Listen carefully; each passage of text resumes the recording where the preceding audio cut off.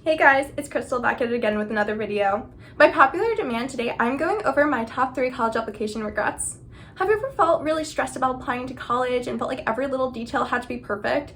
Well, I'm living proof that not every detail has to be perfect and you can still get into your dream school. I was accepted to my dream school, Columbia University, and hopefully you guys can learn from my mistakes so you can avoid them in your own apps. Let's go. Like this video, subscribe to my channel for just that kind of content, but today's video is all about what I would have done differently. So let's dive right in.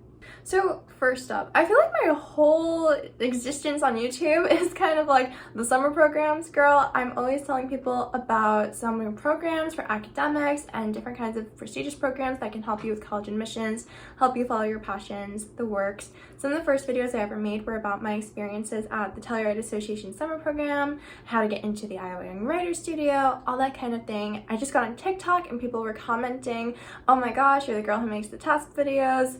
I know you should follow me on TikTok. So I think it might be kind of surprising to hear, but for a really long time, until 11th grade, I had no idea what was up with summer programs. I didn't really know that they existed. They weren't necessarily on my radar, especially in academics.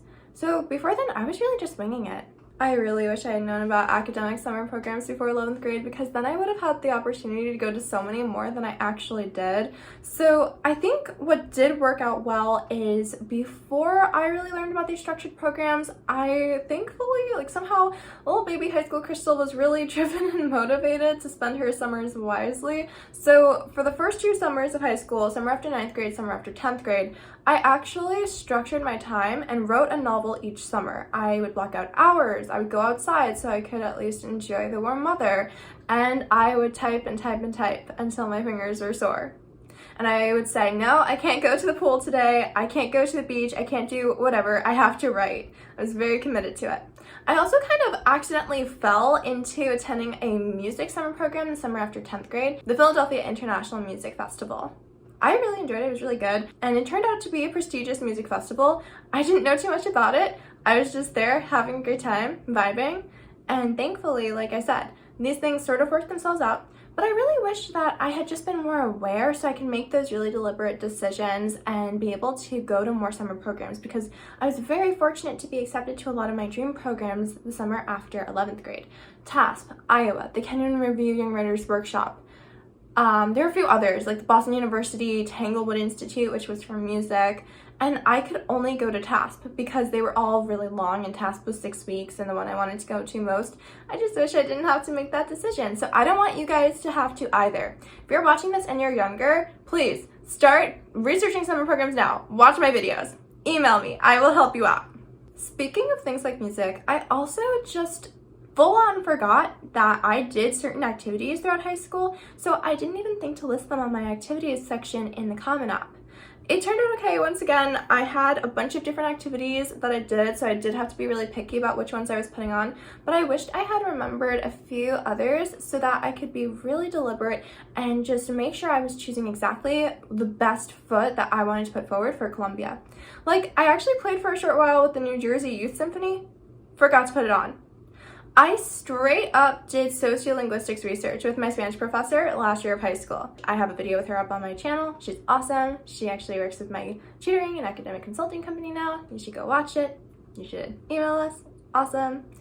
There are other stuff too. I was really active in my community. I volunteered at the local library and put on lots of different events for the younger kids there. I was part of the team committee that they had.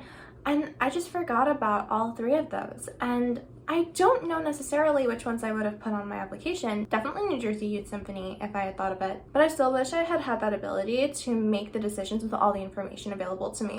Like, I have always done martial arts ever since I was 3 years old, on and off. And I did decide on purpose to leave that off the Common App because it was just something I did more for exercise and self-defense, and I felt that it didn't necessarily have to go along with the whole narrative that I was creating for myself on my application as a creative writer, as a musician. So I did specifically choose to leave that off and make room for other activities. I just wish I had had the presence of mind to do that with the other activities that I mentioned as well. So if you're watching this, let's say you're a rising senior, start thinking about it now. Make lists of everything you've done since 9th grade. Ask your parents, your siblings if you have have them, your teachers, coaches, anyone you can think of who has ever seen you do activities in your life, and ask them what kinds of cool things they remember you doing in those activities. Those are really good to put in the description section. If you ever had a leadership role, if you ever won a sort of competition within that activity that maybe you're blanking on, bring in the community around you and let them help you out. Speaking of community, on kind of a very opposite note, the last thing I have to say is about my essays. I showed my essays to a lot of people, English teachers, school counselors, my parents, my sister, family, friends, and I do wish I had been just a little bit more discerning about who I asked to read them. I am so grateful to everyone who read my essays, who I wrangled into doing so. I really, really appreciate them taking the time. But I do think sometimes, it's possible for people to kind of not necessarily have your own voice as an author and your own life experience in mind when they're reading your essays, and instead they might have their own, and they might try to kind of push that on you, when what you want is the opposite. You want your authentic personality, your thoughts and visions, and everything that you want to achieve and everything that you have achieved. You want all of that to be present in your essays, you and absolutely no one else. And there are definitely people out there who won't necessarily realize that, and for me, I just wish I had been more deliberate about my essays, because that would have saved me some stress. I did end up really adhering closely to my original vision for my essays and really keeping my own voice, thank goodness, but I could have really avoided some stress by being very particular about who I allowed to kind of have this peek into my soul, so to speak. I will say that is a big reason why I now do read essays for you guys. A lot of you ask in my comments for me to read your essays, a lot of you email me, and I am always happy to read your essays, and I work with a lot of students throughout the whole process of college applications, and that is something I always really strive to do, to make sure that the students I'm working with are able to keep their own unique voices. Actually, I've had my students say to me, oh my gosh, you reached into my brain and pulled out the exact words that I wanted to say but couldn't figure out how to phrase. I get that a lot, and it's something that I take a lot of pride in, because I think it's the most important thing in the world. So if you're struggling with figuring out who to show your essays to, I am always here as a resource to you guys. You can always email me, reach out to me. I'm so happy to help you guys out. I love working with all of you. So if there's any way I can help you, do not hesitate to ask. Or if you need help with any part of the whole high school or college application experience, from navigating your classes to applying to colleges, I've got your back. No worries. But yeah, just be very careful about who else you show your precious work to. It's just the most important forms you're ever gonna fill out in your life, up until now. No pressure.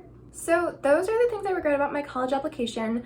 Once again, honestly, it turned out okay. It turned out perfectly, and it can for you guys too. If you enjoyed this video, please be sure to like and subscribe. I really appreciate it. Share this video with your friends, because friends help friends, and comment down below what is your dream school, or if you're a rising senior, where you're applying to in the fall. I would love to hear all about it. Tell me where you guys want to go. College apps are coming up, so I really want to make content that helps you guys through that. I already have a lot of videos up, like I said, sharing my own stuff. So if there's any specific kind of video that you want to see me make, or any questions you have about the college application process, email me or comment them down below, and I would love to make content that you guys want to see. And on that note, I'll see you in the next video. Bye for now, you guys.